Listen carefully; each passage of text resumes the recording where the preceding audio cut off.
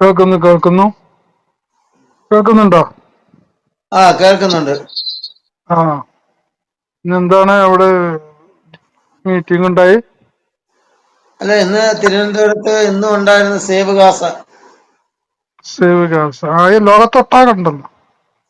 അല്ല, ഈ കേരളത്തില് ഇങ്ങനെ സേവ് ഗാസ തുടങ്ങുമ്പോ എങ്ങനെയാണ്? ഹമാസിന്റെ ആൾക്കാർ കേരളത്തിലുണ്ടോ? അമേരിക്കയിൽ തുടങ്ങിയില്ലേ? അമേരിക്കയിൽ അതേമാതിരി നോർവേ കംപ്ലീറ്റ് അവര് പാർലമെന്റ് പാസ്സാക്കിയല്ലോ, പാലസ്തീൻ സ്വതന്ത്ര സ്റ്റേറ്റ് ആക്കിയിട്ട്. അവര് ഇന്നത്തെ വാർത്ത ഒന്നും അച്ഛൻ കുഞ്ഞു വായിച്ചില്ല. ഇല്ല, ഞാൻ ചോദിച്ചത് നമ്മുടെ കേരളത്തിൽ ഈ സേവ് ഗാസ തുടങ്ങിയതിന്റെ ഉദ്ദേശം എന്താണ്? അത്ര കേരളത്തില് ഷേവിങ് എല്ലായിടത്തും വേണ്ടേ? അമേരിക്കയിലും ലണ്ടനിലും ഇന്ത്യയിലും കേരളത്തിലൊക്കെ ഷേവ് ചെയ്യാലോ.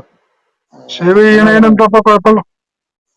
അങ്ങനെ ഷേവ് ചെയ്തോണ്ടിരിക്കുകയാണല്ലേ? അതെ, ഷേവ് ചെയ്യണതിന് എന്താ കുഴപ്പമുള്ളത്? അല്ല, നിങ്ങൾക്ക് വേറെ പണിയൊന്നുമില്ല ചങ്ങാതി. ഈ വൃത്തികെട്ട ഈ മറ്റേ പരിപാടി ഇരിക്കാനും. അല്ല, എന്റെ പ്രിയ കൂട്ടുകാർ, ഇത് വൃത്തികേടാണോ? നിങ്ങളിവിടെ കേരളത്തിലെ ഒരു മാന്യമായിട്ട് എന്താ ബോംബറ്റ് പോയിക്കൂടായിരുന്നു? അവിടെ എന്റെ ബോംബ് കൂട്ടുകാരാ, കൊണ്ടുപോയിക്കൂടെ? എന്റെ അല്ല, ബോംബ് കൊണ്ട് പൊന്നുകൂട്ടുകാരാ, പൊട്ടിച്ചിടായിരുന്നു.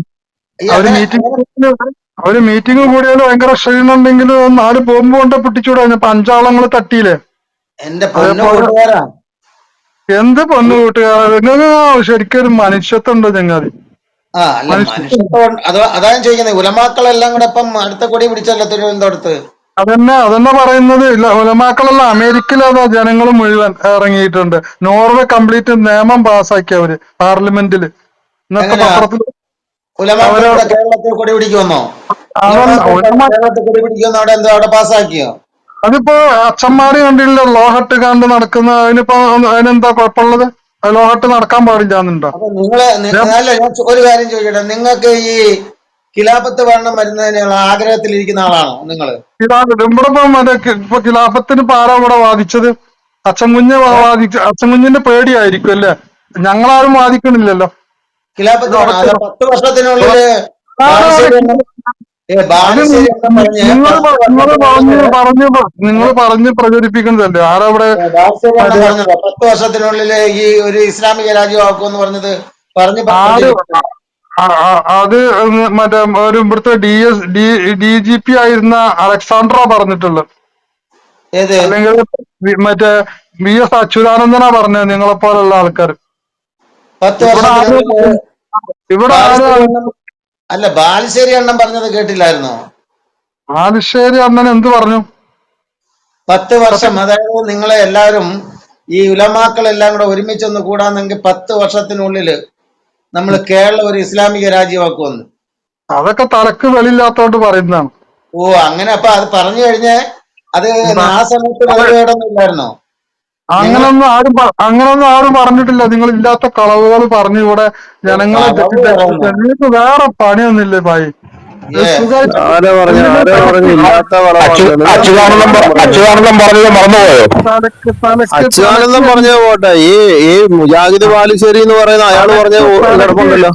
നിങ്ങൾക്ക് തലക്ക് എണ്ണ തേക്കാത്ത കേടാണ്. വേറെ പരിപാടി നിങ്ങൾ ബൈബിൾ ഒഴിവാക്കിയിട്ട് ഇതാ നല്ലത്. ബൈബിള് തൊടണ്ട കേട്ടോ. അതെ, ഖുറാനും ഹദീസും തൊടാതിരിക്കുന്നതാണ് നല്ലത്. തൊട്ട് കഴിഞ്ഞാൽ ചിലപ്പോ നാറ്റമാവും. അതുകൊണ്ടായിരിക്കും അല്ലേ? ബൈബിള് തൊടണ്ട നിങ്ങൾ. അയ്യോ, നിങ്ങൾ ഖുറാൻ തൊടരുത്. ഖുറാൻ ഇപ്പൊ തൊട്ടിട്ട് തന്നെ ഇത്ര നാശമായി. ഇനിയും തൊടരുത് അതല്ലേ കേട്ടോ. പോവാണോ? പോയോടോ കുഞ്ഞാ, ഇങ്ങ് പോവല്ലേ, ഇങ്ങ് വാന്നേ. എന്തി എങ്ങോട്ട് പോയി? വന്ന് കേറുക, എന്നിട്ട് പൊട്ടിത്തെറിക്കുക. അവൻ പോയി, അവൻ വെറുതെ നേരം പോക്കി വന്നതാ. എങ്ങോട്ട് പോയി? എവിടെയെങ്കിലും ഉണ്ടോന്ന് നോക്കി പിൻ ചെയ്ത് വിളിക്കണ്ടേ? അവൻ പോയെന്ന്. ഇവിടെ നിന്ന് സംസാരിക്കാനുള്ള നട്ടലില്ലല്ലോ. അങ്ങനെയുള്ള ജിഹാദികളെയൊന്നും വെറുതെ വിടരുത്. വാ ഇവിടെ, കമോൺ. ഒറ്റ മേത്തനും ഇല്ലടാ സംസാരിക്കാൻ പറ്റുന്ന. ആർജമുള്ള ഒരു മേത്തനും ഇല്ല. ഇതൊക്കെ നാണമില്ല.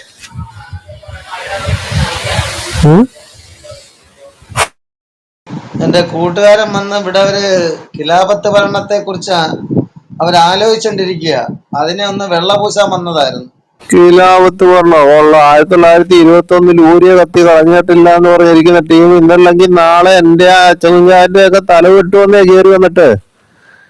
സ്വന്തം അപ്പുറത്തെ വീട്ടിൽ ജീവിച്ചുകൊണ്ടിരുന്ന സ്ത്രീയുടെ തല വെട്ടി അല്ല കൈയും കാലും വെട്ടിക്കളഞ്ഞ ടീമുകളാണ് അവര്. ഇത് 1921 സ്മരണിക എന്ന് പറയുന്ന പുസ്തകം മേടിച്ച് വായിച്ചു നോക്കുക. അതിന്റെ അകത്ത് എഴുതി വെച്ചിട്ടുണ്ട്, തലേ ദിവസം കലാപം നടക്കുന്നതിന് കുറച്ച് നാളുകൾക്ക് മുമ്പ് വരെ വീടിനടുത്ത് താമസിച്ചിരുന്ന ആളാണ് കുറച്ചു ദിവസം കഴിഞ്ഞപ്പോ വാളുമായിട്ട് ആദ്യമേ പരിക്കാത്തേക്ക് കയറി ചെന്നത്. ഇന്നല്ലെങ്കിൽ നാളെ നമ്മുടെയൊക്കെ വീടുകളിലെ മുറ്റത്ത് ഇവര് വന്നിട്ട് ഇങ്ങനെ കഥകയെ മുട്ടും, അച്ചൻകുഞ്ഞെ അജീഷെ ലാ ഇലാഹ ഇല്ലല്ല മുഹമ്മദ് റസൂലുള്ള എന്ന് പറയുന്നുണ്ടോ? പറയത്തില്ല. അപ്പൊ തന്നെ തല വെട്ടി താഴെ ഇടും. ഇതാണ് സംഭവിക്കാൻ പോണത്. നോക്കിക്കോ, ഇത്രേ ഉള്ളൂ. മനസ്സിണക്കപ്പെട്ട ജിഹാദികളോടും എല്ലാം കൂടെ പറയുന്നത്. മനസ്സിണക്കപ്പെട്ട ടീമുകളിലെ എല്ലാത്തിന്റെയും തല വെട്ടി കളയുമാര്, ഉറപ്പാണ്. അതിന് വലിയ ദൂരമൊന്നുമില്ല. അതിനെല്ലാരും ഇവർക്ക് അനുകൂലമായിട്ട് തന്നെയാണ് നിൽക്കുന്നത്. എല്ലാരും, രാഷ്ട്രീയക്കാരായിക്കോട്ടെ മറ്റുള്ളവരായിക്കോട്ടെ, എല്ലാം ഇവർക്ക് അനുകൂലമാ വോട്ട് ബാങ്കിന് വേണ്ടി. ഇത്രേ ഉള്ളൂ. ഇലക്ഷൻ അടുത്ത് വരുമ്പോ നിങ്ങൾ ശ്രദ്ധിച്ചോ, പല ആൾക്കാരെയും ഇവന്മാര് കേസിൽപ്പെടുത്തും. ഇലക്ഷൻ നടക്കുന്ന സമയത്തായിരിക്കും ഞങ്ങളെപ്പോലുള്ളവരെ കേസിൽപ്പെടുത്താൻ വേണ്ടി ഇവർ ശ്രമിക്കുന്നത്. കാരണം എന്താ? ഇലക്ഷൻ സമയത്ത് ആരും വക്കാലത്ത് പറയാൻ വരൂല. ഉള്ളത് ഇനിയൊക്കെ നടക്കാൻ പോകുന്ന കാര്യം അതൊക്കെ. ആശയകുമാറിന്റെ മുമ്പിൽ നിന്നെല്ലാം പോയി, ഒരു രക്ഷപ്പെട്ട ആശയമില്ല. ഇനി അടുത്തതിന് ഇതൊക്കെ ഉള്ളൂ. അത്രക്ക് വൃത്തികെട്ട ജാതികളാ, കുടുംബത്ത് കയറ്റാൻ കൊള്ളാത്ത. അതൊക്കെ ഷിനാദ് ഒരു ശകലം കൂടെ ഒച്ചത്തിൽ പോയായിരുന്നു സൗകര്യമായിരുന്നു. ഓക്കെ ബ്രദറെ, എന്താന്ന് വെച്ച് കഴിഞ്ഞാല് ഇന്നനി അനല്ലാഹു ലാ ഇലാഹ ഇല്ലാ അന ഫഅബുദൂനി എന്നാണ് പറയുന്നത്. തീർച്ചയായിട്ടും ഞാനാണ് അള്ളാഹു, ഞാനല്ലാതെ ആരാധ്യനില്ല, നിങ്ങൾ എന്നെ ആരാധിക്കുവീൻ, നമസ്കാരം നിലനിർത്തുവീൻ എന്ന് തന്നെ കൃത്യമായിട്ട് പറയുന്നുണ്ടല്ലോ. അല്ലാഹു മുഹമ്മദിനോട് നേരിട്ട് സംസാരിച്ചിട്ടുണ്ടോ? അത് ജിബ്രീൽ വഴിയാണ് വഹി ഇറങ്ങുന്നത്. എന്റെ ചോദ്യം എന്തായിരുന്നു? ജിബ്രീൽ വഴിയാണ് വഹി എന്റെ ഇറങ്ങുന്നത്. ചോദ്യം എന്തായിരുന്നു സുഹൃത്തെ? എന്റെ ചോദ്യം എന്തായിരുന്നു? ഞാൻ ഖുർആനിലുണ്ടെന്ന് പറഞ്ഞപ്പോ ഖുർആനിൽ നിന്ന് തെളിവ് പറയാനല്ലേ താങ്കൾ പറഞ്ഞത്? അതെ, ഞാൻ ഖുറാനിൽ തെളിവ്, പക്ഷെ എന്റെ ചോദ്യം ശരിക്കും കേട്ടിട്ടുണ്ടേ മറുപടി തരാൻ. അല്ല, താങ്കൾ ഖുർആനിൽ തെളിവ് പറയാൻ പറഞ്ഞോളൂ. അതെ, താങ്കൾ ഖുറാനിൽ ഉണ്ടെന്ന് പറഞ്ഞു. അന്നേരം ഞാൻ ഈ വർഷങ്ങളായിട്ട് വായിച്ചോണ്ടിരിക്കുന്ന ഖുറാന്റെ അകത്ത് എവിടെയാണ് അള്ളാഹു മുഹമ്മദിനോട് നേരിട്ട് സംസാരിച്ച ആയത്ത്? ഞാൻ വായിച്ചിട്ട് കാണാത്ത സാധനം ചിലപ്പോൾ മുസ്ലിമായ താങ്കളിലേക്ക് കാണൂല, അത് വെച്ചുകൊണ്ടാണ് പറഞ്ഞത്. നേരിട്ട് സംസാരിക്കണം എന്നില്ലല്ലോ. നേരിട്ട് സംസാരിച്ച കാര്യമാണ് ഞാൻ ചോദിച്ചത്. അള്ളാഹു മുഹമ്മദിനോട് ഞാൻ ചോദിച്ചത് ഇത്രേ ഉള്ളൂ, അള്ളാഹു മുഹമ്മദിനോട് നേരിട്ടാണ്. ഞാൻ കേട്ടില്ല. നേരിട്ട് സംസാരിച്ച സന്ദർഭം എന്ന് പറയുന്നത് ഇസ്രാ എന്ന് പറയുന്ന ഒരു സംഭവം ഉണ്ട്. ഇസ്രാ മിഹ്റാജ് നിങ്ങൾക്ക് അറിയായിരിക്കും.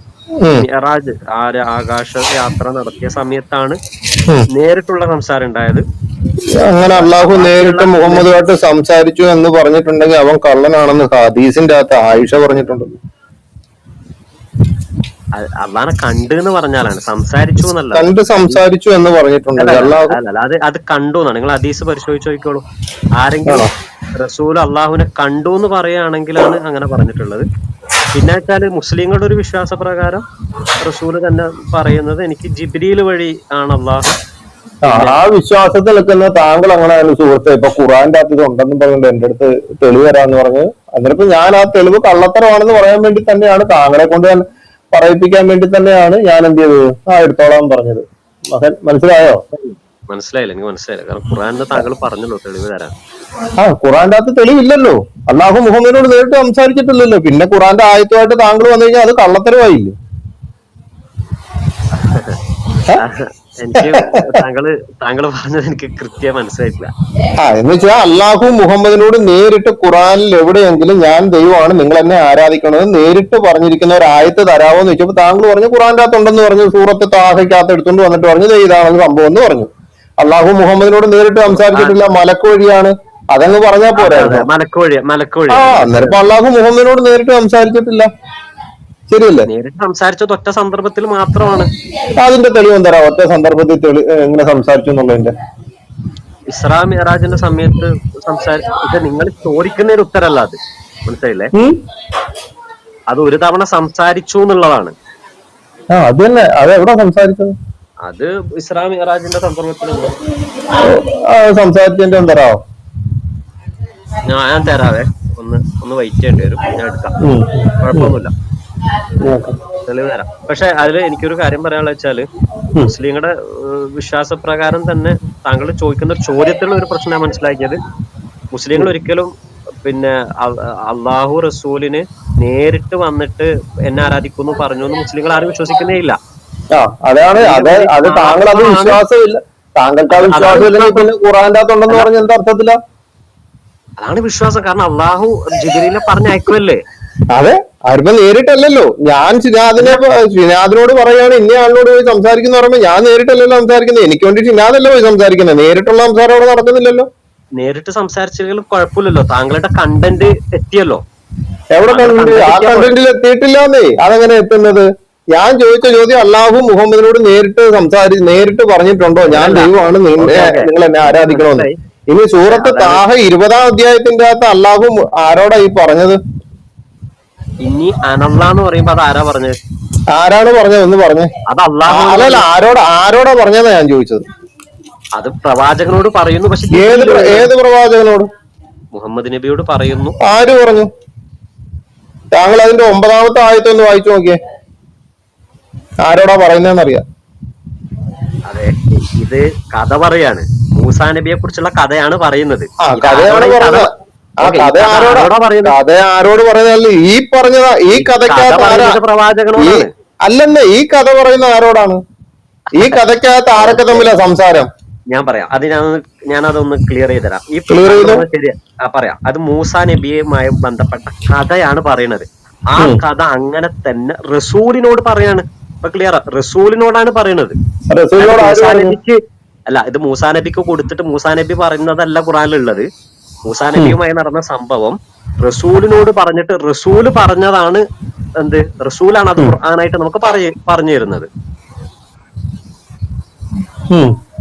അങ്ങനെയാണ്.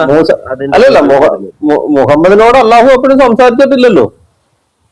അതെ, അതിലൊരു ക്ലിയർ നിങ്ങൾക്ക് തരാം. നിങ്ങൾ സൂറ ഞാൻ ഒന്ന് എടുക്കട്ടെ, അതിലൊരു ക്ലിയർ തരാൻ വേണ്ടിയിട്ടാണ്. പിന്നെ സൂറ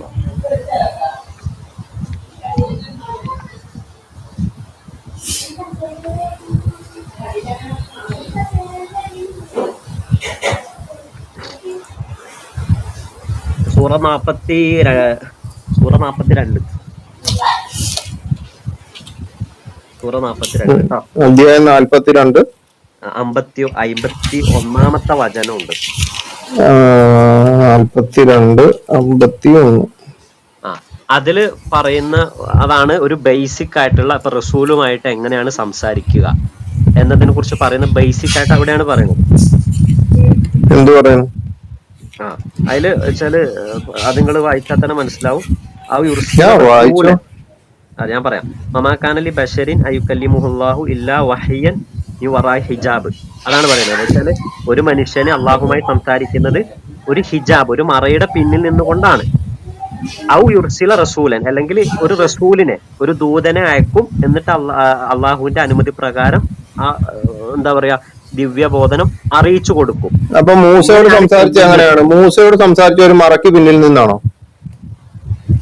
മൂസയോട് സംസാരിച്ചത് നേരിട്ട് സംസാരിക്കുകയല്ല ചെയ്തത്. പിന്നെ പണ്ഡിതന്മാര് പറയുന്നുണ്ടല്ലോ നേരിട്ടാ സംസാരിച്ചെന്ന്. നേരിട്ട് സംസാരിച്ചെന്ന് എവിടെ പറയുന്നത്? അമാനുമോലോട് എഴുതി വെച്ചിട്ടുണ്ട്. അമാനുമോലോട് തഫ്സീറിന്റെ അകത്ത് നല്ല വൃത്തിക്ക് എഴുതി വെച്ചിട്ടുണ്ട്. ഒരു മാധ്യമങ്ങളും ഇല്ലാതെ അള്ളാഹു മുഹമ്മദിനോട് മൂസയോട് നേരിട്ട് സംസാരിക്കുകയായിരുന്നു. ഓക്കെ, നേരിട്ട് സംസാരിക്കുമ്പോ അതിപ്പോ മുഹമ്മദ് വെച്ചാല് സംസാരമല്ല. ഇപ്പൊ വറാഇ ഹിജാബ് എന്ന് പറയുമ്പോഴും ഇപ്പൊ ഞാന് ഒരു മതിലിന്റെ അപ്പുറം കാണുന്നില്ല. അപ്പൊ മൂസാ നബിയും യഥാർത്ഥത്തിൽ പിന്നെ അള്ളാഹുവിനെ നേരിട്ട് കാണാൻ കഴിയുന്നില്ല. കാണാൻ ശ്രമിക്കുമ്പോ ബോധം കെട്ടി വീഴുന്നു എന്നാണ് ഖുറാൻ പറയുന്നത്. സംസാരം നടക്കുമ്പോ അവിടെ കണ്ടുകൊണ്ടല്ല സംസാരിക്കുന്നത്. പിന്നെ അതാണ് പറയുന്നത്, കണ്ടുകൊണ്ടല്ല. വറാഇ ഹിജാബ് ഒരു മറയാണ്. ആ സമയത്ത് കാണുന്നില്ല. കാണുമ്പോഴേക്ക് നേരിട്ട് സംസാരിക്കുന്നു പറയുമ്പോൾ ഇതിപ്പോ ഞാൻ മനസ്സിടത്തോളം നിങ്ങൾ ഉദ്ദേശിച്ച സംഭവം എന്ന് വെച്ച് കഴിഞ്ഞാല് പിന്നെ മൂസാ നബിയോട് സംസാരിച്ചു എന്ന് പറഞ്ഞില്ലേ, കണ്ടുകൊണ്ടല്ല സംസാരിക്കുന്നത്. പിന്നെ കാരണം കാണുമ്പോഴേക്ക് ബോധം പിന്നെ നേരിട്ട് സംസാരിച്ചു എന്ന് പറയുമ്പോഴത്തേന് എന്താണ്? നേരിട്ട് സംസാരിച്ചു എന്ന് പറയാം. പക്ഷെ അതൊരു വറാഇ ഹിജാബ്, ഒരു അള്ളാഹുവിനെ പൂർണ്ണമായി വെളിപ്പെടുത്തിക്കൊണ്ടല്ല എന്നാണ് വറാഇ ഹിജാബിന്റെ അർത്ഥം. അങ്ങനല്ലെന്നേ. 4-164 എടുത്ത് വായിച്ചു നോക്കിയേ. 4-164 4-164 സൂറ നിസാ അല്ലേ? അത് തന്നെ. 164 ആണോ? 4-164 നോക്കട്ടെ. യെസ്, കല്ലാമല്ല മൂസ തക്ലീമ, തീർച്ചയായും. അതന്നെ ഞാൻ പറഞ്ഞു, സംസാരിച്ചു എന്നുള്ളതിന് നമ്മള് ഡൗട്ട് പറഞ്ഞില്ലല്ലോ. അതൊരു വായിച്ചത് മലയാളത്തിലൊന്ന് വായിച്ചേ. കല്ലാമല്ലാഹു മൂസ തക്ലീമ, അള്ളാഹു മൂസയോട് ഒരു സംസാരം സംസാരിച്ചിരിക്കുന്നു. അങ്ങനല്ല, ഒരു സംസാരമല്ല. എന്റെ മുമ്പിൽ ഖുർആൻ ഇരിക്കുകയാണെന്നേ, റഹ്മാനോടെ തഫ്സീർ വരെ ഇരിക്കുകയാണ്. നിനക്ക് നാം മുമ്പ് വിവരിച്ചു തന്നിട്ടുള്ള ദൂതന്മാരെയും നിനക്ക് നാം വിവരിച്ചു തന്നിട്ടില്ലാത്ത ദൂതന്മാരെയും നാം നിയോഗിക്കുകയുണ്ടായി എന്നുള്ളത് ബ്രാക്കറ്റാണ്. മൂസയോട് അള്ളാഹു നേരിട്ട് സംസാരിക്കുകയും ചെയ്തു. മനസ്സിലായോ? അതെ, പക്ഷെ അത് കണ്ടുകൊണ്ട്. ഇനി അടുത്തത് 7:144. അവൻ അള്ളാഹു പറഞ്ഞു, ഹേ മൂസ, ഒരു മിനിറ്റ്, അല്ലല്ല നിക്ക്, ഈ നേരിട്ടെന്നുള്ളത് തന്നെ ഞാൻ തരാന്നേ. ഹേ മൂസ, 7:144. അതെന്താന്നറിയോ ബ്രദറെ, ഇത് നേരിട്ട് സംസാരിക്കുന്നതിന് തടസ്സമാവുന്നില്ല. ഞാൻ പറയുന്നത് കണ്ടുകൊണ്ട് സംസാരിച്ചില്ല എന്നാണ്. ഇപ്പം സംസാരിച്ചില്ല എന്നാണ് ഞാൻ പറയുന്നത്. നേരിട്ട് സംസാരിച്ചിട്ടില്ല. അത് കണ്ടുകൊണ്ട് സംസാരിച്ചില്ല എന്ന്. കാരണം കാണുമ്പോഴേക്ക് ബോധം. പിന്നെ അങ്ങനെ സംസാരിച്ചു. പിന്നെ അള്ളാഹു സ്വയം വെളിപ്പെടുത്താതെ സംസാരിച്ചു. ആ സംസാരം പണ്ഡിതന്മാര് പറയുന്നത് നേരെ തിരിച്ചാണല്ലോ. താങ്കൾ ഇങ്ങനെ പറയാതെ സുഹൃത്തെ. അല്ല, അതല്ല ബ്രദറെ, പണ്ഡിതന്മാർ ആരെങ്കിലും കണ്ടുകൊണ്ട് സംസാരിച്ചു എന്ന് പറയുന്നുണ്ടോ? ഒരു മാധ്യമങ്ങളുടെ ഇതുമില്ലാതെ അമാനുവലുടെ തഫ്സീർ ഞാൻ വായിച്ചു കേൾപ്പിക്കാം. അത് സംസാരത്തിന്റെ വിഷയത്തിലാണ് പറയുന്നത്. അത് തന്നെ സംസാരം. ഒരു മാധ്യമങ്ങൾ എന്ന് വെച്ച് കഴിഞ്ഞാൽ ഒരു മാധ്യമങ്ങളും ഇല്ലാതെ നേരിട്ട് സംസാരിച്ചു എന്ന് അമാനുവലോട് മാധ്യമമില്ല എന്ന് പറഞ്ഞാൽ എന്താ? മാധ്യമം ഇല്ലാന്ന് വെച്ച് കഴിഞ്ഞാൽ എന്താണ്? ഇടയ്ക്കൊരു മറ പോലും ഇല്ലാതാണ്. ഇടയ്ക്ക് ഒരു ദൂതനില്ല, അല്ലെങ്കിൽ ദൂതൻ അയച്ചിട്ടാണല്ലോ സംസാരിക്കുക. ദൂതനില്ലാതെ നേരിട്ട് സംസാരിച്ചു, അത് ക്ലിയർ ആണ്. കണ്ടുകൊണ്ടല്ല. പിന്നെ എങ്ങനെയാണ് സംസാരിച്ചത്? നേരിട്ട് സംസാരിക്കാന്ന് വെച്ച് കഴിഞ്ഞാൽ എങ്ങനെയാണ്? ഇപ്പൊ ഞാനും താങ്കളും നേരിട്ടാണോ സംസാരിക്കുന്നത്? ഒരു മാധ്യമം വഴിയല്ലേ സംസാരിക്കുന്നത്. ഈ മാധ്യമം ഇല്ലാതെ സംസാരിക്കാന്ന് പറയുമ്പോഴത്തേന് എങ്ങനെയാണ്? പക്ഷെ ഞാൻ നിങ്ങളെ കണ്ടിട്ടല്ലോ സംസാരിക്കുന്നത്. അല്ല, ഞാൻ കണ്ടിട്ടില്ല. ശരിയാണ്. പക്ഷെ നേരിട്ടുള്ള അല്ല, അത് തന്നെ, ഈ മാധ്യമം ഉള്ളത് കൊണ്ടല്ലേ കാണാൻ പറ്റാത്ത. ഇല്ലാന്നുണ്ടെങ്കിൽ നേരിട്ടുള്ള സംസാരമില്ല. അതിനാണ് പണ്ഡിതന്മാര് പറഞ്ഞിരിക്കുന്നത് നേരിട്ടാണ് സംസാരിച്ചിരിക്കുന്നതെന്ന്. നിങ്ങൾ അമാനുമാരോട് തഫ്സീർ ഈ പ്ലേ സ്റ്റോറില് അല്ല ഇത് പിന്നെ എന്താ സംസാരം? നമ്മൾ മൊബൈൽ വഴി മാധ്യമം വഴിയാണ് സംസാരിച്ചുകൊണ്ടിരിക്കുന്നത്. ഇതിനിടയ്ക്ക് ഒരു സംഭവം ഉണ്ട്. കണ്ട് സംസാരിക്കുന്നതിനെ നേരിട്ടെന്ന് പറയുന്നുള്ളൂ. നേരിട്ട് സംസാരിക്കും. ഞാൻ ഒരു പ്രശ്നമുണ്ട്. എന്താണെന്നറിയോ? അങ്ങനെയാണെങ്കിൽ ഒരു പ്രശ്നമുണ്ട്. പിന്നെ സൂറ നമ്മളെ പിന്നെ ആറാഫില് പറയുന്ന വെച്ച് കഴിഞ്ഞാൽ കാണുമ്പോഴേക്ക് കാണാൻ കഴിയുന്നില്ല. അപ്പോഴേക്ക് അത് പിന്നെന്ത് മൂസ പ്രവാചകൻ. അത് എന്റെ കുഴപ്പമല്ലല്ലോ. കാരണം അള്ളാഹുവിന്റെ പുറവശം കണ്ടപ്പോഴത്തേനും മൂസ ബോധരഹിതരായി വീണു എന്ന് പറയുന്നത് അത് എന്റെ കുഴപ്പമില്ല. കാരണം പണ്ഡിതന്മാര് പറയുന്നുണ്ട്, അമാനുമൗലവി പറയുന്നുണ്ടല്ലോ, നേരിട്ട് ഒരു മാധ്യമങ്ങളും ഇല്ലാതെ നേരിട്ടാണ് സംസാരിച്ചതെന്ന് പറയുന്നുണ്ട്. അതിനാ സമ്മതിച്ചു. താങ്കൾ പറഞ്ഞത് ശരിയാണ്, നേരിട്ട് സംസാരിച്ചു, ശരി തന്നെ. പക്ഷെ ഞാൻ പറയുന്നത് എന്താ അറിയോ, അവിടെ കണ്ടൂന്നില്ലാന്നേ ഞാൻ പറയുന്നുള്ളൂ. കണ്ടൂന്ന് പണ്ഡിതന്മാര് പറഞ്ഞിട്ടില്ല. കാരണം കാണാൻ കഴിഞ്ഞിട്ടില്ല. കാണുമ്പോഴേക്ക് ബോധം കിട്ടി, ഇത്രേ ഉള്ളൂ. ബ്രദർ പറഞ്ഞത് ശരിയാണ്. പക്ഷെ കണ്ടപ്പോഴത്തേനും അപ്പൊ ആദം ബോധം കെട്ടു വീണോ? ആദം ബോധം കെട്ട് വീണില്ല. എന്നിട്ട് വീണില്ല, അത്രേ ഉള്ളൂ. അതെന്താ വീഴാഞ്ഞ്? അങ്ങനെ വെച്ചപ്പോ ഞാൻ എന്താ പറയാ, അതെന്താ വീഴാണെന്നുള്ളത്. അപ്പൊ പണ്ഡിതന്മാരുടെ അഭിപ്രായം എടുത്തൂടെ? അല്ല, ഞാൻ ചോദിക്കട്ടെ, പണ്ഡിതന്മാർ അവിടെ കണ്ടു എന്ന് പറഞ്ഞെങ്കിലല്ലേ നമുക്കത് എടുക്കേണ്ടേ ഉള്ളൂ സഹോദര. അല്ല, ആദം അള്ളാഹുമായിട്ട് കണ്ടിട്ടില്ലേ?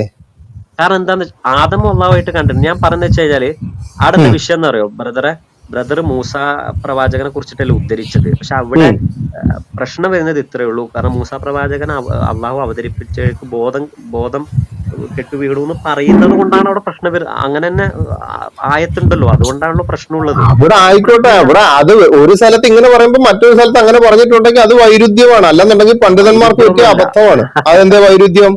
എനിക്ക് വൈരുദ്ധ്യമായിട്ട് മനസ്സിലായിട്ടില്ല. കാരണം ഞാൻ അത് ക്ലിയർ ആൻഡ് കട്ടായിട്ടാണ് മനസ്സിലാക്കുന്നത്. ക്ലിയർ ആൻഡ് കട്ടായിട്ടാ. കാരണം താങ്കൾക്ക് ഈ ഖുർആൻ ആയത്തിന്റെ ഇതിലേ ഉള്ളൂ. ലാസ്റ്റ് പണ്ഡിതന്മാരിലേക്ക് വരുമ്പോഴത്തേന് അത് ഭയങ്കര പ്രശ്നമാണല്ലേ.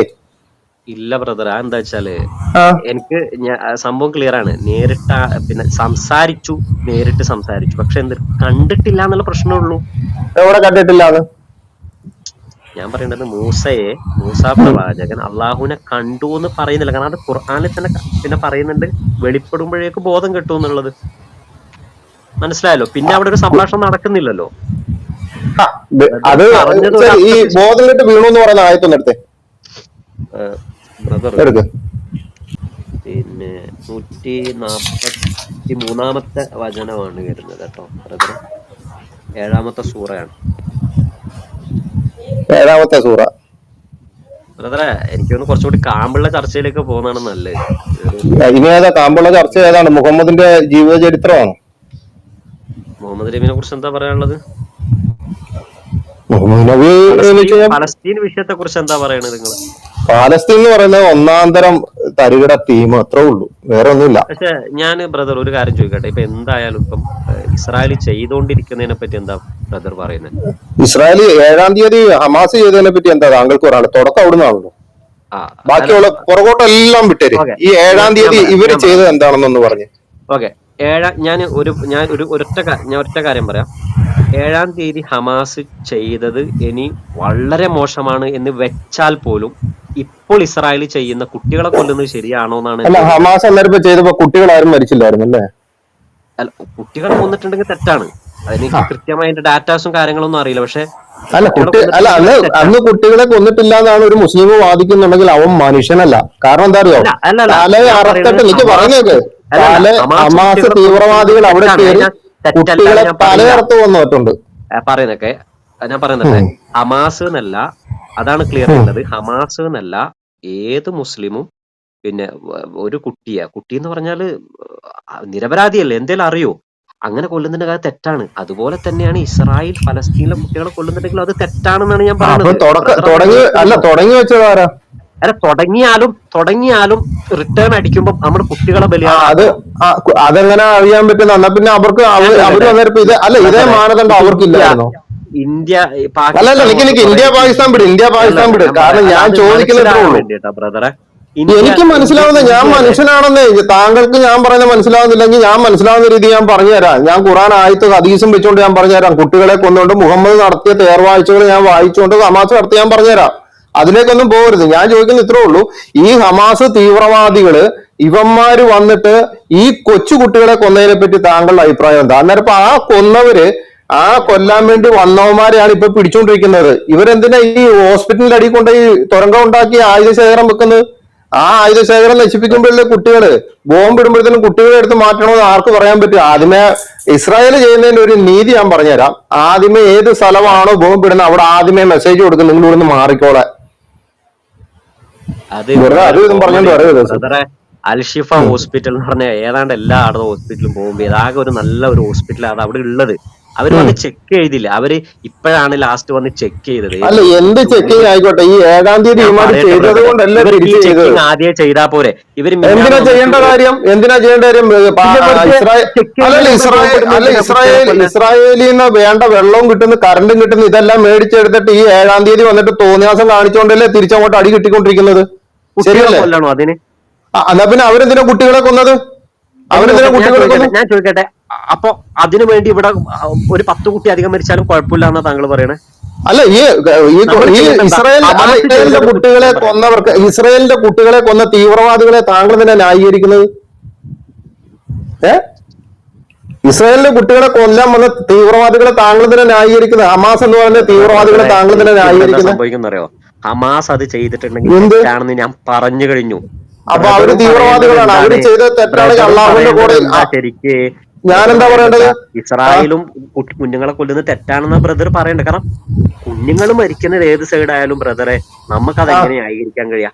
അല്ല, ഞാൻ ന്യായീകരിച്ചില്ലല്ലോ. ഞാൻ ചോദിച്ച ഈ ഹമാസ് എന്ന് പറയുന്ന പക്ക തീവ്രവാദികള് അള്ളാഹു അക്ബർ എന്നും വിളിച്ചുകൊണ്ട് വന്നിട്ട് ഈ ചെയ്ത് കൂട്ടുന്നതിനെ താങ്കൾ എന്തിനാണ് ഇവിടെ സംസാരിക്കാൻ വന്നത്? ഞാൻ ആ വിഷയം ഒഴിവാക്കി വിടുന്നതാണ്. ഈ ISIS എന്ന് പറഞ്ഞ ഒരു ടീം ഉണ്ടായിരുന്നില്ലേ ബ്രദറെ? ഉണ്ടായിരുന്നു. അവര് കൊന്നു. ഞാൻ പറയട്ടെ, ഏതാളുകളും കുട്ടികളെ കൊന്നാൽ സപ്പോർട്ട് ചെയ്യാൻ ആരും തയ്യാറല്ല. ഞാൻ പറഞ്ഞില്ലേ, ബ്രദറും ചെയ്യേണ്ട ശരിക്കും അതാണ്. പക്ഷെ ബ്രദർ ഇപ്പോഴും അത് പിടുത്തമിട്ട് ഞാൻ പറയുന്നു ഇസ്രായേല് കുട്ടികളെ കൊല്ലുന്നതിൽ ഇസ്രായേല് കുട്ടികളെ അല്ല കൊല്ലുന്നത്, മനസ്സിലായോ? ഹമാസ് എന്ന് പറയുന്ന തീവ്രവാദികൾക്കിടയിലേക്ക് ബോംബിടുമ്പോഴത്തേനും അവിടെ കുട്ടികൾ മരിക്കുന്നുണ്ട്. അത് ഞങ്ങൾക്കും അറിയാം, ഞങ്ങളും മനുഷ്യരാണ്. പക്ഷെ ഈ പക്ക തീവ്രവാദികൾക്ക് വേണ്ടി ഇപ്പോഴും കിടന്നുകൊണ്ട് അവർ പോരാളികളാണ്, അവർ സ്വാതന്ത്ര്യ സമര സേനാനികളാണ് എന്നും പറഞ്ഞുകൊണ്ട് വാദിക്കുന്ന വേറെ ചില തീവ്രവാദികളുണ്ട്. അവരെ കാണുമ്പോഴാണ് വെറും കാട്ടത്തിന്റെ വിലകളും കൊടുക്കാൻ പറ്റാത്തത്. ബ്രദറെ, ആ വിഷയത്തിൽ ബ്രദർ പറഞ്ഞ വിഷയം എനിക്ക് മനസ്സിലായി. ആ വിഷയത്തിലേക്ക് വരുന്ന മുമ്പ് ശരിക്കും ഇപ്പൊ നമ്മള് സംസാരിച്ച വിഷയം വെച്ചാല് കുട്ടികളെ നിങ്ങൾ സാറ് ഇപ്പൊ ബ്രദർ പറഞ്ഞു പിന്നെ അവിടെ തീവ്രവാദികൾ ഉള്ളത് കൊണ്ടാണെന്ന്. ശരിയാ, പക്ഷെ അങ്ങനെയാണെങ്കിൽ പലസ്തീനും അല്ല എന്താ പറയാ ഇസ്രായേല് പട്ടാളക്കാര് മിന്നാന്ന് വന്നിട്ട് ഷിഫ ഹോസ്പിറ്റലിൽ പരതി നോക്കി. ആ ശരിക്കും അവർക്ക് ആദ്യം അത് ചെയ്ത് പരതി നോക്കി അത് ഇല്ലാന്ന് അതെങ്ങനെയാണ് അവിടെ കിട്ടൂലായിരുന്നോ? തീവ്രവാദികൾ പരതി നിറഞ്ഞ അവിടെ നോക്കിയിട്ട് ഒരു നിൽക്കുമ്പോഴത്തേന് ഇവര് വന്നിട്ട് തീവ്രവാദിയെ അല്ല കിട്ടിയില്ലല്ലോ. ഈ പരതി തീവ്രവാദികൾ നോക്കിയിട്ട് ഹമാസിനെ കിട്ടിയില്ല ബ്രദറെ. പിന്നെ ഇത്രയും കൊന്നത് ഹമാസിനെ വെറുതെ കിട്ടിയില്ല. ആയില്ലേ ബ്രദറെ? ശരി, എവിടെ വന്ന് നോക്കിയത്? തുരങ്കത്തിന്റെ അകത്തല്ലേ വന്ന് നോക്കിയത്, ശരിയാണോ? അല്ലല്ല, തുരങ്കത്തിൽ നിന്ന് എന്തൊക്കെ കിട്ടി? ഹോസ്പിറ്റലിലാണ് വന്ന് ബ്രദറെ ഹോസ്പിറ്റലിന്റെ നമ്മൾ അകത്തേക്ക് കേട്ടാൽ കയറാൻ എപ്പോഴും ഷോക്ക് ചെയ്യും. അവസരം കിട്ടിയത്? ഹോസ്പിറ്റലിന്റെ ഹോസ്പിറ്റലിൽ അകത്തേക്ക് കയറാൻ കയറിയിട്ടേ എപ്പോഴും അവസരം കിട്ടിയത് ഒന്ന് പറഞ്ഞേ. ഞാൻ ചോദിക്കട്ടെ, ഹോസ്പിറ്റലിൽ എവിടെ ചോദ്യം വെടിവെപ്പ് മാത്രമേ ഉള്ളല്ലോ, നടന്നത്? എന്റെ ചോദ്യത്തിന് മറുപടി ഇല്ലല്ലോ. ഹോസ്പിറ്റലിലേക്ക് കയറാൻ എപ്പോഴും ഇവർക്ക് അവസരം കിട്ടിയെന്നൊന്ന് പറഞ്ഞ്. ഒരു മിന്നാളാണ് കയറി നോക്കണത്. അതുവരെ അവരെന്താ കയറായിരുന്നെന്ന് എനിക്ക് മനസ്സിലായിട്ടില്ല. അവിടെ അത് വെടിവെപ്പൊന്നും അത് നടന്നില്ല. ബോംബിട്ട് അവിടെ തീർക്കണമായിരുന്നു. ഈ തീവ്രവാദികളെ തീർത്തിട്ട് വേണമായിരുന്നു അവർക്ക് കയറാൻ. ബ്രദറെ, ഈ പക്ക ഇവർക്ക് തീവ്രവാദികള് തടസ്സമൊന്നും ഉണ്ടായിരുന്നില്ലല്ലോ. അള്ളാഹു അക്ബർ എന്നുള്ള പേരും വിളിച്ചുകൊണ്ട് പാവപ്പെട്ട ജനങ്ങളെ കൊന്നൊടുക്കി തീവ്രവാദികളെ തീർക്കണമായിരുന്നു. ബ്രദർ ഒറ്റ മനസ്സിലായോ? കാര്യം ചോദിച്ചോട്ടെ ബ്രദറെ, നിങ്ങൾ ഹമാസിനെ തീർത്തോ? ഹമാസ് റെഡിയാണെന്ന് ഞാൻ മനസ്സിലാക്കുന്നത്. ഓരിപ്പോഴും പിന്നെ ഇസ്രായേൽ ബോംബിട്ടാൽ മരിക്കാനും റെഡിയാണ്. എല്ലാത്തിനും അത് അവരെ തീർത്തോ, ചെയ്തോരെ തീർത്തോ. ഈ കുട്ടികളും തമ്മിൽ ആക്കണ്ടെന്നാ ഞാൻ പറയുന്നത്. വെച്ചാല് ആ ഇവർക്ക് ഒരു കുട്ടികളെ തടസ്സം ഉണ്ടായിരുന്നില്ല കൊല്ലുന്നതിനോട് ഹോസ്പിറ്റലിലെ. ബ്രദറെ ഞങ്ങൾക്ക് ഞാൻ ഒരു ഇതുമില്ല. പറയട്ടെ, കുട്ടികളെ കൊല്ലുന്നതിനോട് എനിക്കൊരു യോജിപ്പില്ലാന്നേ. കുട്ടികളെ യെസ്, കൊല്ലുന്നത് നിങ്ങള് അത്രേ ഞാൻ ശരി. ചോദിച്ചിട്ടുള്ളൂ. അതിപ്പോ ഈ കുട്ടികളെ എന്ത് അത്രേ ചെയ്യണമെന്നൂടെ എനിക്ക് താങ്കളൊന്ന് വേണ്ടു. പറഞ്ഞു. ഈ കുട്ടികളെ അത് ഞാൻ മുന്നിൽ പറയുന്നത് നിർത്തിക്കൊണ്ട് പാലസ്തീന്റെ അല്ല, എനിക്ക് ഒരു മിനിറ്റ് പാലസ്തീന്റെ ആൾക്കാർ കുട്ടികളുടെ കയ്യിൽ കൊടിയും കൊടുത്തുകൊണ്ട് മുമ്പോട്ട് പറഞ്ഞു വിട്ട് നിങ്ങൾ അവരെ ആക്രമിക്കാൻ വേണ്ടി മുമ്പോട്ട് പറഞ്ഞു വിടുന്ന ഈ അപ്പനെയും അമ്മേനെയും എന്ത് പറയണം? അതുകൂടെ ഒന്ന് പറഞ്ഞു നിങ്ങൾ. കുട്ടികളാണോ ആക്രമിക്കാൻ വന്നേ? കുട്ടികളെ മുൻനിർത്തിക്കൊണ്ട് ഇവര് പുറകിൽ നിന്നുകൊണ്ട് കല്ല് വലിച്ചെറിഞ്ഞ വീഡിയോസ് വേണോ? അൽ ജസീറ വിട്ടതിന്റെ വീഡിയോസ് വേണോ? ഞാൻ മോളിൽ പിൻ ചെയ്ത് തരാം. അപ്പൊ ഒന്നാമത്തെ വിഷയം കഴിഞ്ഞു. വേണമെങ്കിൽ രണ്ടാമത്തെ വിഷയത്തേക്ക് നമുക്ക് കടക്കാം. അതിന് രണ്ടാമത്തെ വിഷയം, മുഹമ്മദ് എന്ന് പറയുന്ന പൈശാചികന്റെ ആ ഒരു തീരുമാനത്തിലൂടെയാണ് ഈ മനുഷ്യരെ കൊല്ലുന്നത്. രണ്ടാമത്തെ വിഷയം അത് തന്നെ. ഹദീസുകളും എടുത്തോ. മുഹമ്മദ് പ്രവാചകൻ, എനിക്ക് അതിൽ ഒരു ഡൗട്ട്, ഞാൻ ഒരൊറ്റ കാര്യം ഞാൻ അതിൽ പറയാം. എന്താ വെച്ചാല് മുഹമ്മദ് നബി എല്ലാരെയും ഈ അവിശ്വാസികളെ കൊല്ലാൻ പറഞ്ഞു എന്ന് നിങ്ങൾ പറയുന്നതിന് എനിക്ക് ഏറ്റൊരു വിയോജിപ്പുള്ള എന്താ വെച്ചാ, പ്രവാചകൻ അങ്ങനെയാണെങ്കിൽ മദീനയിൽ വന്നിട്ട് ഒരു കരാർ ഉണ്ടാക്കുന്നുണ്ട്. ആ കരാറില് പിന്നെ ചില ജൂത ഗോത്രങ്ങളുമായി ബന്ധപ്പെടുന്നുണ്ട്. അവരുമായിട്ട് കരാർ ഉണ്ടാക്കുക. എന്താ കരാറ്? പരസ്പരം നമ്മള് പിന്നെന്താ പറയാ, ഒരു കരാറിന്റെ കീഴിലാണ് എന്ന് വെച്ചാല് അവിടെ പോയിട്ട് എന്നാ കൊന്നുകളയാം എന്ന് പറഞ്ഞിട്ട് ആ കൊല നടത്തുന്നതല്ല നമ്മൾ കാണുന്നത്. മനസ്സിലായി? അപ്പൊ ഞാൻ പറയാന്ന് വെച്ചാല്, അപ്പൊ അങ്ങനെ പ്രവാചകന് ഇത് അങ്ങ് വന്ന് നേരത്തെ അങ്ങ് തീർത്താ പോരാ. അങ്ങനെ ചെയ്യുന്നില്ലല്ലോ. ആര് പറഞ്ഞു? കുട്ടികളെയും സ്ത്രീകളെയും കുട്ടികളെയും ബഹുദൈവ വിശ്വാസികളിൽപ്പെട്ടവരെ കൊന്നു കളഞ്ഞതിന്റെ ഇത് കിടപ്പുണ്ടല്ലോ, ഹദീസ് കിടപ്പുണ്ടല്ലോ. എവിടെയുള്ളത്? സുഹീഹുൽ മുസ്ലിം വാല്യം 2 ഭാഗം 32 ഹദീസ് നമ്പർ 26. കുട്ടികളെ കൊന്നു? അതെ, കേട്ടോ, ഞാൻ തരാന്നേ. ഇത് ഇന്നും തന്നെ തോന്നിയല്ലോ സുഹൃത്തെ. നമ്മൾ കുറെ വർഷങ്ങളായില്ലേ ഈ ഹദീസും ഖുറാനും തഫ്സീറുമായിട്ട് ഇരിക്കാൻ തുടങ്ങിയിട്ട്. കേട്ടോ, സുഹീഹുൽ മുസ്ലിം വാല്യം 2 ഭാഗം 32 ഹദീസ് നമ്പർ 26. സോ ഇബ്നു ജസാമത്ത് നിവേദനം: ഞാൻ നബിയോട് ചോദിച്ചു, അള്ളാഹുവിന്റെ തിരുദൂതരെ, ഞങ്ങൾ രാത്രിയിൽ ബഹുദൈവ വിശ്വാസികളുടെ കുട്ടികളെ വധിച്ചു പോകാറുണ്ട്. നബി പറഞ്ഞു, അവരും അവരിൽപ്പെട്ടവർ തന്നെയല്ലേ. സുഹീഹ് മുസ്ലിം വാല്യം 2 ഭാഗം 32 ഹദീസ് നമ്പർ 26. ഇനി സുഹീഹ് ബുഖാരി അധ്യായം 58 ഹദീസ് നമ്പർ 1254 പേജ് 634. സുഹീഹുൽ ബുഖാരി അധ്യായം 58 ഹദീസ് നമ്പർ 1254 പേജ് 634. അല്ലെങ്കിൽ ഇത് വായിക്കട്ടെ, ഹദീസ് ഞാൻ മനസ്സിലാക്കുന്നത്. ഹദീസ് വായിക്കട്ടെ. അബു പറയുന്നു, തിരുമേനി വദ്വാനിൽ വെച്ച് എന്റെ അരികിലൂടെ കടന്നുപോയി. അന്നേരം ഒരു വിഷയത്തെ കുറിച്ച് തിരുമേനിയോട് ചോദിച്ചു. രാത്രി സമയങ്ങളിൽ ബഹുദൈവ വിശ്വാസികളുടെ ഒരു വീട് ആക്രമിക്കപ്പെടുന്നു. അവരുടെ സ്ത്രീകൾക്കും കുട്ടികൾക്കും ആപത്ത് സംഭവിക്കാൻ ഇടവരുന്നു. അതിനെക്കുറിച്ച് എന്താണ് അവിടുന്ന് നിർദ്ദേശിക്കുന്നത്? തിരുമേനി അരുളി, ആ സ്ത്രീകളും കുട്ടികളും ബഹുദൈവ വിശ്വാസികളിൽപ്പെട്ടവർ തന്നെയാണല്ലോ. അല്ലാഹുവിനും അവന്റെ ദൂതനുമല്ലാതെ മേച്ചിൽ സ്ഥലം സ്ഥാപിക്കാൻ അധികാരമില്ലെന്ന് തിരുമേനി അരുളുന്നതും ഞാൻ കേട്ടു. സുഹീഹുൽ ബുഖാരി അധ്യായം 58 ഹദീസ് നമ്പർ 1254 പേജ് 634. തൊട്ട് താഴെയാണ് സുഹീഹ് മുസ്ലിം കിടക്കുന്നത്. ഒറ്റ ഡൗട്ട്, ആ ഹദീസിന്റെ ചാപ്റ്ററിന്റെ പേരൊന്ന് വായിക്കാവോ? ചാപ്റ്ററിന്റെ പേര് യുദ്ധങ്ങൾ. അല്ല, ചിലപ്പം അതിന് വേറെ ഒരു സെപ്പറേറ്റ് എന്റെ ഞാൻ ബുഖാരി എടുത്തില്ല. എടുത്തോ, ബുഖാരി എടുത്തോ, മുസ്ലിമും അല്ല, എടുത്തോ. കുഴപ്പമില്ല. ഞാൻ താങ്കൾ വായിക്കുന്നത് സത്യസന്ധമാണെന്ന് വിചാരിച്ചാൽ മതിയല്ലോ. കാരണം അല്ല അല്ല, എന്റെ ഇരിക്കുന്ന പുസ്തകമാണ്. കാരണം ഇസ്ലാമിക ബുക്ക് സ്റ്റാളിൽ മേടിക്കുന്ന പുസ്തകങ്ങളാണ് എന്റെ ഇരിക്കുന്നത്. ഞാൻ ഒരിക്കലും മറ്റേ ഇത് ഈ സുന്നാഡോക്കംസ് ആണ് ഞാൻ മേടിക്കാറില്ല. കാരണം അത് നമ്മുടെ 2012, 13, 14 സമയങ്ങളിൽ സുന്ന.com എടുത്തു വെച്ചിരുന്ന ഹദീസുകൾ ഇപ്പൊ സുന്ന.com ഇല്ല. കുഴപ്പമില്ല, എന്തെങ്കിലും അറബി ബുഖാരിയും എന്റെ നേരെ മുമ്പിലുണ്ട്, അത് മറിച്ചു. നല്ല കാര്യം, വായിച്ചോളൂ. യുദ്ധങ്ങൾ എന്ന് പറഞ്ഞ അധ്യായം എടുത്ത് വായിച്ചു കേൾക്കാലോ എന്നുള്ളതുകൊണ്ടാണ്. താങ്കൾ പറഞ്ഞു ആ ചാപ്റ്ററിന്റെ പേരെന്താണെന്ന് കറക്റ്റ്. യുദ്ധങ്ങൾ അധ്യായത്തിന്റെ പേര് യുദ്ധങ്ങൾ. അതില് എനിക്ക് കറക്റ്റ് ഹദീസ് നമ്പർ ഒന്ന് പറഞ്ഞുതരൂ. സൊഹീഹുൽ ബുഖാരി അധ്യായം 58, ഹദീസ് നമ്പർ 1254, പേജ് 634. വേണ്ട, പേജ് ഒന്നുണ്ട്. 1254. Okay brother.